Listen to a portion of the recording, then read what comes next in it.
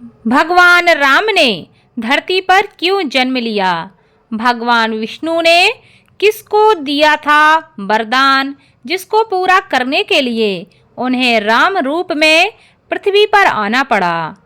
किसके श्राप के कारण भगवान विष्णु को राम रूप में धरती पर जन्म लेना पड़ा? नमस्कार भाइयों बहनों, जय माँ गायत्री।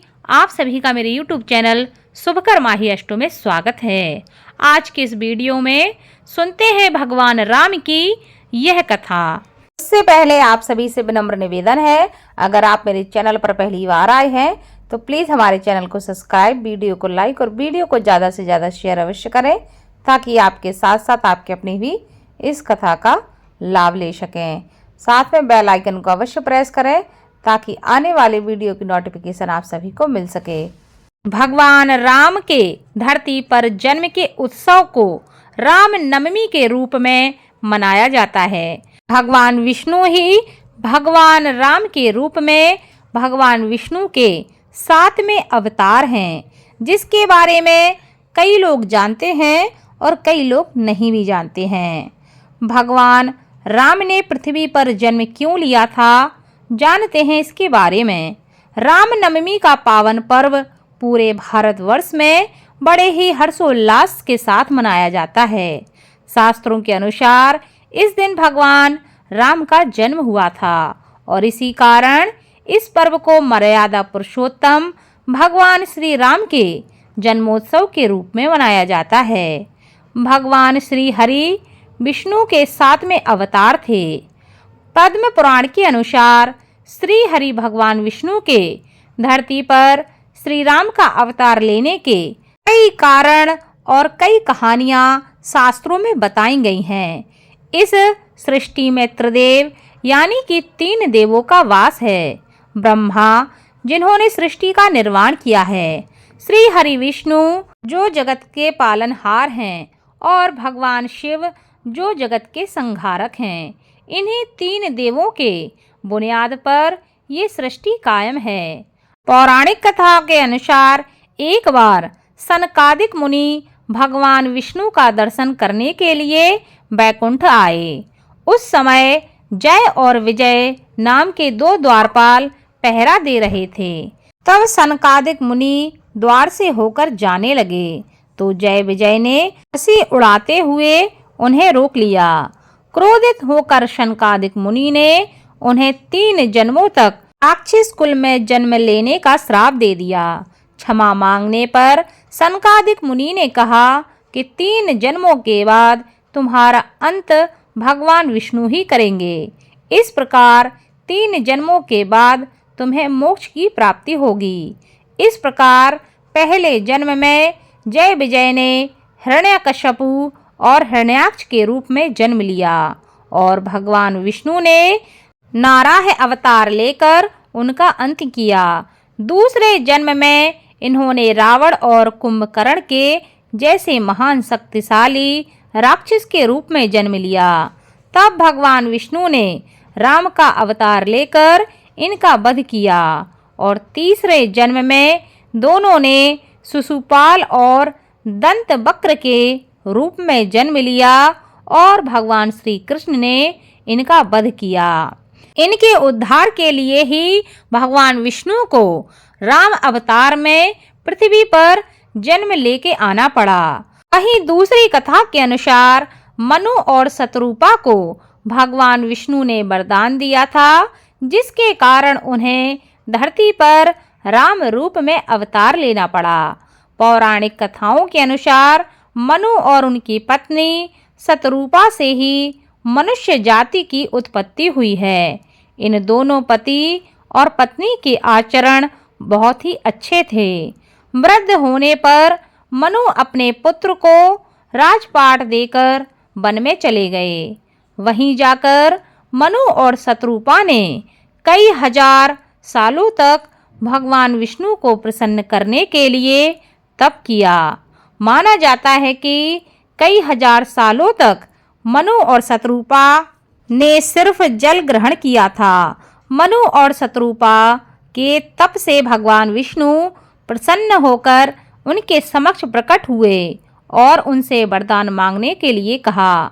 मनु और शत्रुपा ने भगवान श्री हरि से कहा कि हमें आपके समान पुत्र की अभिलाषा है।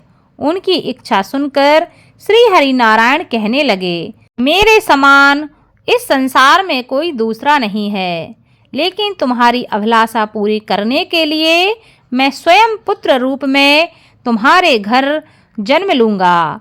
कुछ समय बाद आप अयोध्या के राजा दशरथ के रूप में जन्म लेंगे और शत्रुपा माता कौशल्या के रूप में आपकी पत्नी बनेगी।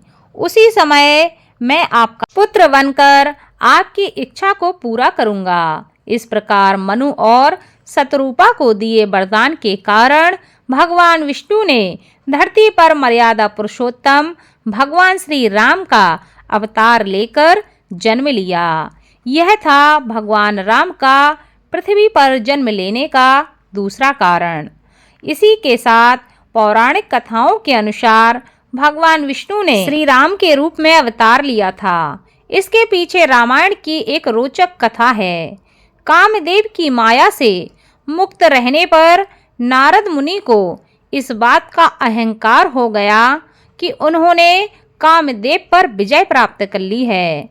नारद मुनि इस बात का बखान करने भगवान शिव के पास पहुँचे और उन्होंने इस पूरे वाक्य को भगवान शिव को कह सुनाया, जिसे सुनने के बाद भगवान शिव को पता चल गया कि नारद मुनि को अहंकार हो गया है। शिव जी को लगा कि नारद के इस अहंकार की बात अगर भगवान विष्णु को पता चल गई तो नारद मुनि के लिए अच्छा नहीं होगा।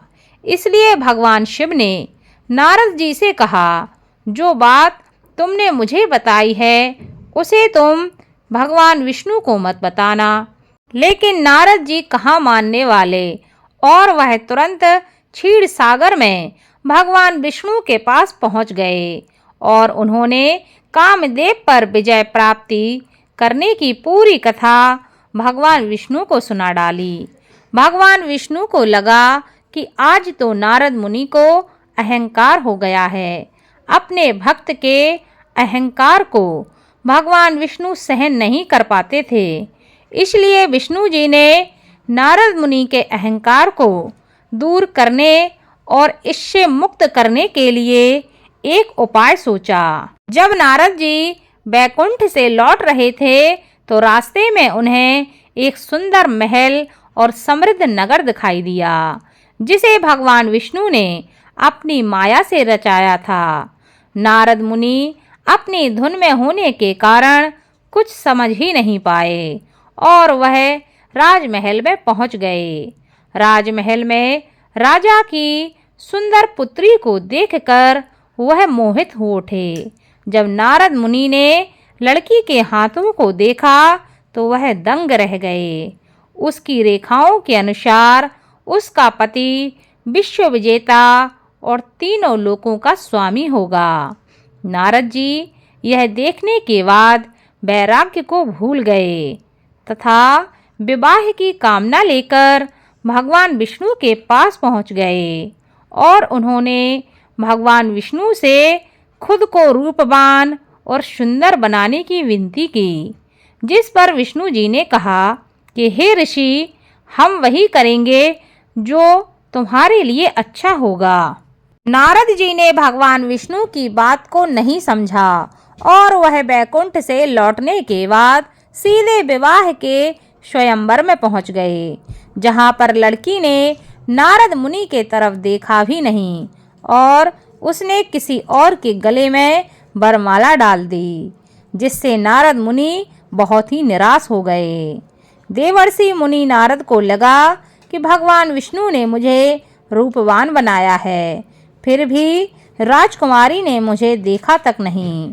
ऐसे विचारों के साथ उन्होंने अपना चेहरा जल में देखा, जिसे देखकर वह आश्चर्यचकित रह गए। उनका चेहरा बंदर की भांति था, जिसे देखने के बाद नारद मुनि को बहुत ही क्रोध आया और वह वापस वैकुंठ पहुँचे, जहाँ पर उन्होंने देखा कि वह राजकुमारी भगवान विष्णु के बगल में है, जिस पर क्रोध में आकर नारद जी ने भगवान विष्णु को भला बुरा कहा और श्राप दे डाला। जिस प्रकार आपने बंदर के समान मेरा मुख बनाकर मेरा उपहास कराया है, मैं भी आपको श्राप देता हूँ कि आप पृथ्वी पर मनुष्य के अवतार में जन्म लेंगे और आपको बंदरों से मदद लेनी पड़ेगी। साथ ही साथ जिस प्रकार एक स्त्री का दुख मुझे मिला है, ठीक उसी प्रकार आपको भी एक स्त्री का वियोग सहना पड़ेगा। नारद मुनि के इस श्राप के कारण भगवान विष्णु ने धरती पर मर्यादा पुरुषोत्तम भगवान श्री राम के रूप में अवतार लिया। तो भगवान विष्णु ने राम रूप में अवतार लेने के पीछे कई कारण थे, जिन कारणों की वजह से भगवान विष्णु को राम रूप में पृथ्वी पर जन्म लेना पड़ा। कहती भगवान विष्णु की कथाएं, भगवान राम की कथाएं। आपको यह कथाएं अच्छी लगी हो तो प्लीज़ वीडियो को लाइक, चैनल को सब्सक्राइब और वीडियो को ज़्यादा से ज़्यादा शेयर करें, ताकि आपके साथ साथ आपके अपने भी इस कथा का, इस जानकारी का लाभ ले सकें। धन्यवाद।